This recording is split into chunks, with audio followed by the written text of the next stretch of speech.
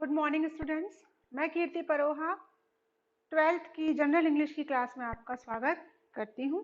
बच्चों, इसके पहले हमने आपके टेक्सटुअल पार्ट में जो लेसन था the value of man part 1 अच्छे से समझा था, और आज हम समझेंगे द वैल्यू ऑफ मैन का पार्ट 2, जिसको लिखा है श्री गोविंद झा ने।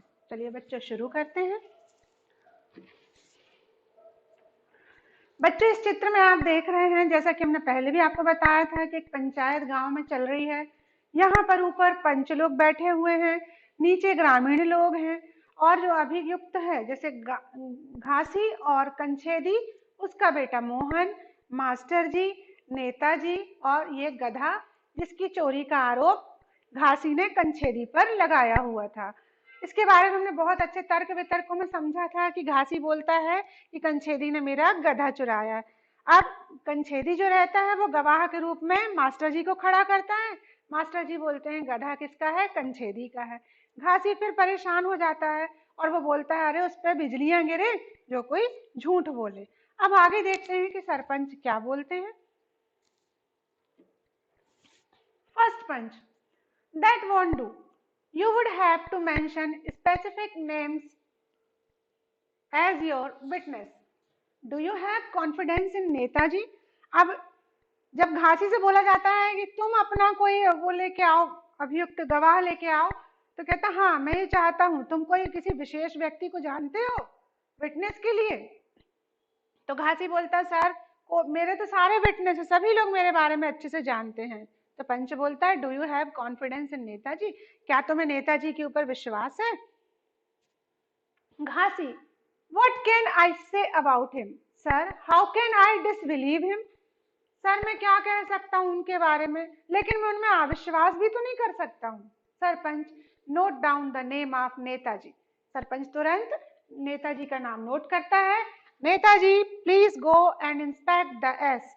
नेताजी कृपया जाइए और एस के या गधे की पहचान करके आइए। नेताजी क्या बोलते हैं? I have already inspected it.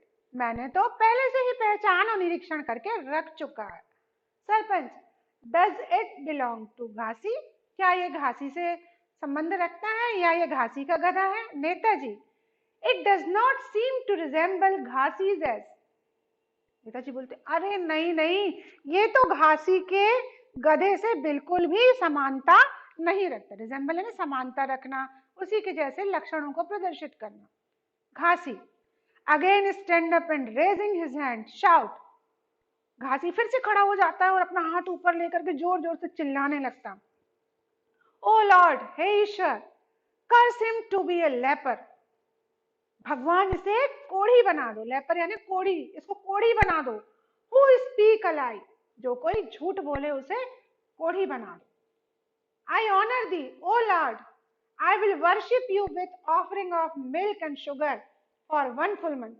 अगर ईश्वर आपने झूठ बोलने वाले को कोढ़ी बना दिया तो मैं पूरे 1 महीने तक दूध और शक्कर का भोग आपको लगाऊंगा। किसने कहा? घासी ने कहा। लेकिन कितनी मजा भी आ रही है इसके डायलॉग्स में कि मैं आपको दूध शक्कर का 1 महीने तक भोग लगाऊंगा, झूठ बोलने वाले को क्या बना दीजिए?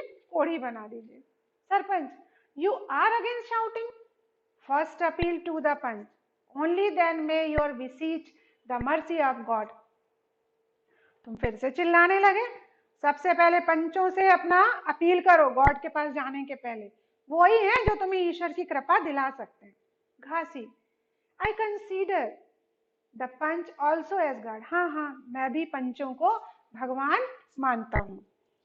अब क्या होता बच्चों आगे? Mohan to the sarpanch, sir here is a caution you should put to Netaji. Earlier, my ass used to graze with ease in his orchard, but after he suffered a defeat in the election, why does he raise his gun the moment my ass enter his orchard? अब मोहन क्या बोलता है देखिए, फिर से एक व्यंग लेता है मोहन। मोहन एक व्यंग पूर्ण ढंग से बोलता है, सरपंच सर मैं क्या एक क्वेश्चन पूछ सकता हूँ नेताजी से? पहले पहले जबकि चुनाव नहीं हुए थे तब तो मेरा गधा इनके बगीचे में जाकर के घास चर के चला आता था, तो बड़ा आराम हो जाता था। लेकिन जब वो इसमें चुनाव में हार गए तब जैसे ही मेरा गधा इनके बगीचे में घास चरने गया, इनने अपनी बंदूक उठा ली मेरे गधे को मारने के लिए। ऐसा क्यों? उसने तुरंत चुटकी ली नेताजी के बोलने पर।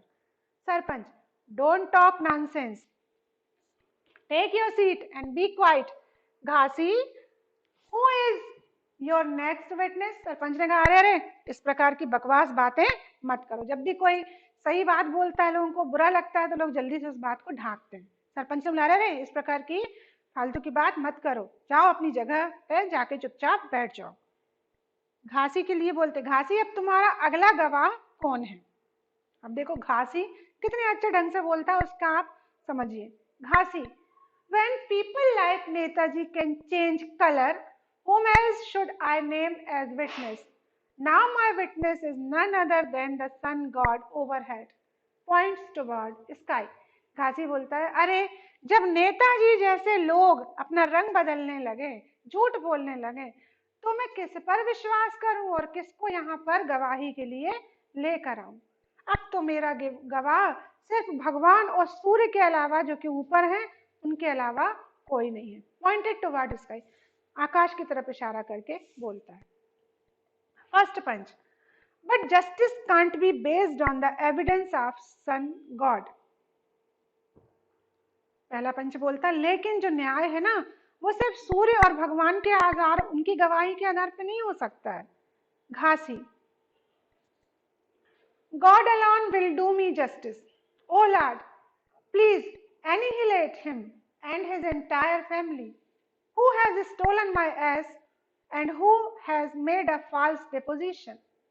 Enough of the panchayat now. I leave this place here and now. Start going.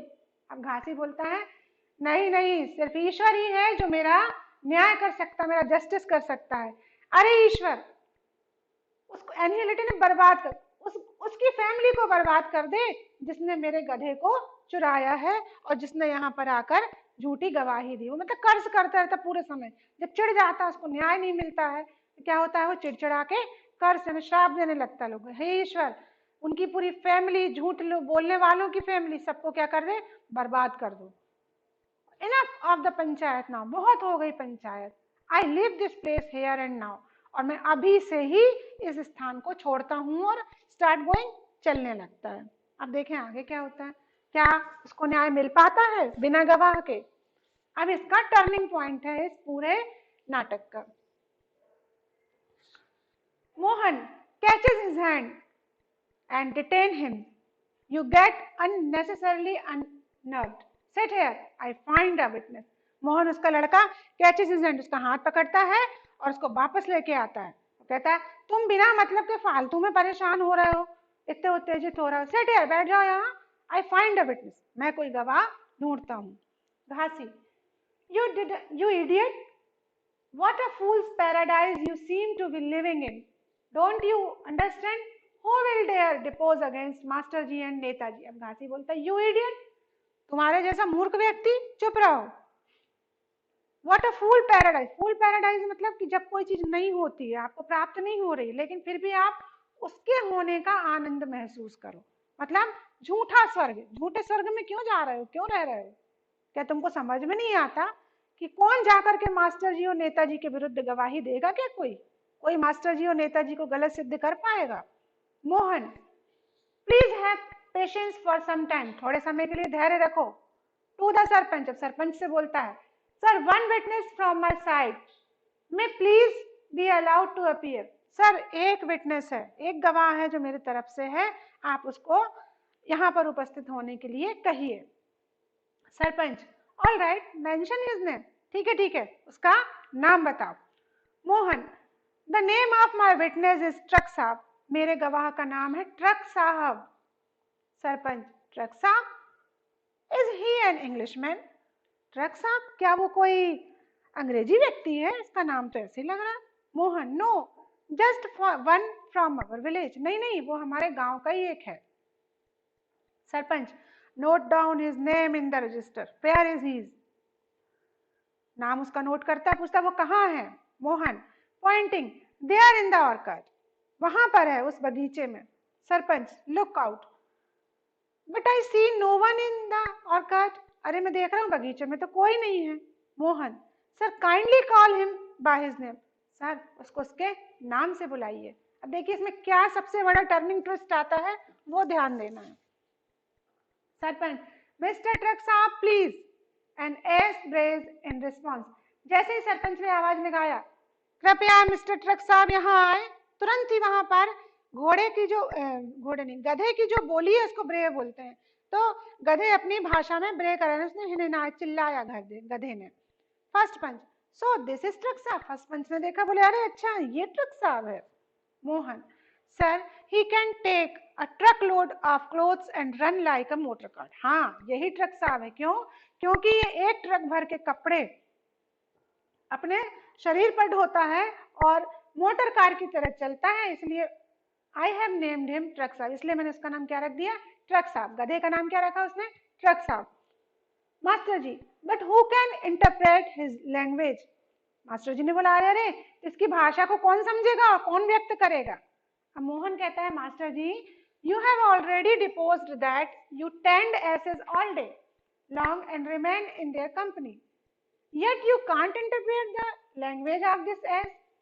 अब मोहन फिर से चुटकी लेता, फिर से व्यंग्य बोलता, अरे मास्टर जी आप ही ने तो बोला था कि आप गधों की देखभाल करते हो, गधों के साथ आप रहते हो, तो क्या आप गधे की भाषा नहीं बोल सकते या समझ सकते हो? Master ji stand up quite and rest. Master ji गुस्से में खड़े हुए और बोले, see sir, how this boy is slinging mud at me time and again. In this the way a panchayat functions. By producing an ass as his witness, he is making a fool not of me but of the punches as well। Slinging मतलब बदतमीजी। बोलते हैं अरे देखो sir किस प्रकार से बदतमीजी भरा कीचड़ मुझ पे उछाल रहा है। क्या ये पंचायत के कार्य हैं? क्या एक गधे को गवाह के रूप में बुला करके हम सब मूर्ख नहीं बनाए जा रहे हैं? ना कि मैं, बल्कि तुम सब पंचों को मूर्ख बनाया जा रहा है।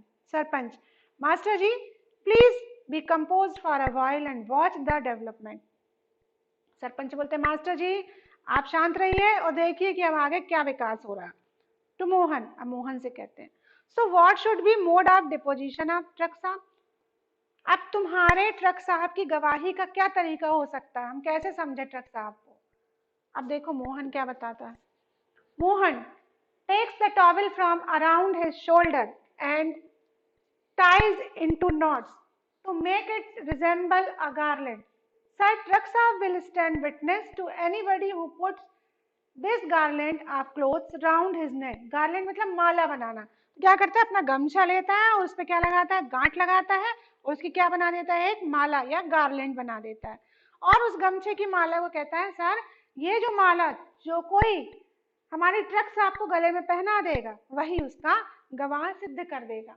सरपंच, फाइन, अच्छा अच्छा, व्हाट अ नाइस सजेशन, कितनी अच्छी बात तुमने बताई। Kanchhedi, please hold this garland and put it around neck truck साहब नेक, वी शैल वॉच। कंछेदी उठो और इस माला को ले जाकर के कहाँ पहनाओ, ट्रक साहब के गले में पहना दो और हम सब देखेंगे अब क्या होता है। बहुत मजेदार होने वाला है। कंसीड एज यू प्लीज, ठीक है जैसा आप कहें। Proceed with garland and make futile attempts repeatedly to put it round the neck of the ass, and apprehensive of its kick, swing backward and falls on the dice.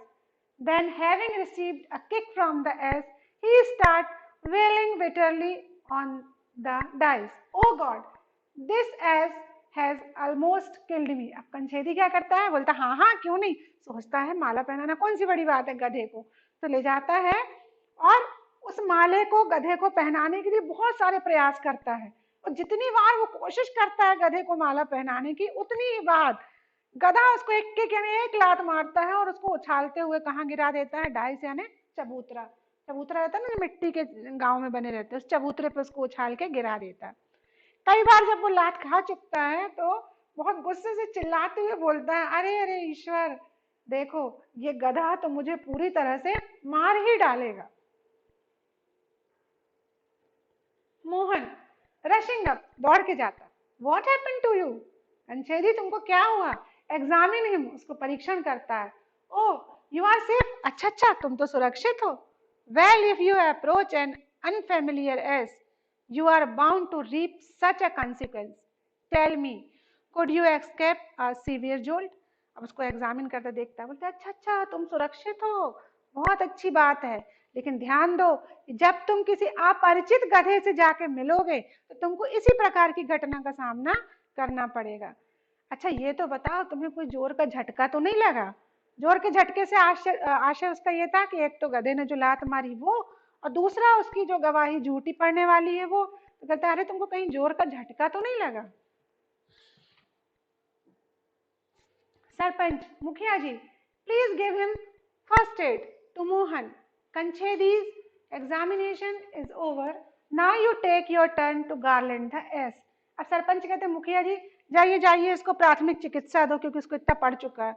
अब मोहन से कहते कंछेदी का जो परीक्षण था वो पूरा हो गया, अब तुम्हारी बारी है कि तुम गधे को माला पहनाओ। ठीक है, अब किसकी बारी आ गई? मोहन की बारी आ गई कि वो गधे पे जाके माला डाले। मोहन ऑल राइट सर, ठीक है सर, और जाता है, goes and having put the towel garland round the ass's neck, drag it up to the dais. Caressing it, persons present start clapping at the side. Here is my witness, Mr. Truck Saab. Whoever likes may have his company here. Mohan बोलता ठीक है sir, जाता है, वो कपड़े की जो माला रहती है वो जल्दी से गले में, गधे के गले में पहना देता है और उसको खींचते हुए, उसको चूमते हुए, जैसे पशुओं को अपन प्यार करते हैं ना, ऐसे इसको चूमते हुए कहाँ ले आता है? उस चबूतरे तक ले आता है। कहते सर ये मेरा गवाह है, जो ट्रक साहब है ना ये मेरे साथ रहना ज्यादा पसंद करता है क्योंकि मैं, मुझसे ये परिचित है। Sarpanch, oh I am afraid of truck साहब, his deposition is over, tell him to move away, now I pronounce my judgment, whisper with the panches. अब सरपंच बोलते हैं ठीक है ठीक है ठीक है, मैं तो इस ट्रक साहब से डरता हूँ भैया, ले जाओ इसको, इसकी गवाही पूरी हो गई, इसको यहाँ से ले जाओ, अब मैं अपना निर्णय सुनाता हूँ। और विस्पर विद द पंचेस, और पंच जो हैं वो निर्णय के लिए आपस में बात करने लगते हैं। Though a number of witnesses appeared for Kanchedi Lal in this case are against a solitary one in favor of Ghasi Ram, yet I have come to the decision that the ace belongs to Ghasi Ram and not to Kanchedi Lal, because only Ghasi Ram's witness is reliable in the matter. अब सरपंच बोलते हैं सारे सबूतों, सारे गवाहों के मद्देनजर हमने ये देखा कि कंछेदी के इतने सारे गवाहों के होते हुए भी घासी का एक गवाह जो था वो ज्यादा भारी पड़ गया, उसने ज्यादा अच्छे से अपनी गवाही दी है, इसलिए हम ये निर्णय पे पहुंचे हैं कि ये जो गधा है वो किसको बिलोंग करता है? घासी राम को, ना कि कंछेदी। अर्थात ये घासी का गधा है, कंछेदी का गधा नहीं है, क्योंकि घासी राम का जो गधा, जो उसका गवाह था, वो ही इस पूरे प्रकरण में सबसे ज्यादा विश्वास पात्र पाया गया। Master ji, is it your judgment that the value of an ass is greater than of a man? Sarpanch, is there any doubt about it? Master ji, what is the logic behind it? Sarpanch, the simple logic, a man can lie whereas an ass can never do so. Do you follow? अब सबसे बड़ा turning point जो इस पूरे पाठ का है, the value of man का, कि मास्टर जी बोलते हैं अरे अरे आप ऐसे कैसे, जो इंसान है उनकी गवाही को ना मान करके आप किसकी गवाही मान रहे हो? गधे की। तो क्या एक गधा, ध्यान दीजिएगा, क्या एक गधा मनुष्यों पे भारी पड़ गया, उनसे महान हो गया? सरपंच बोलते क्यों, इसमें क्या कोई तुम्हें शक है?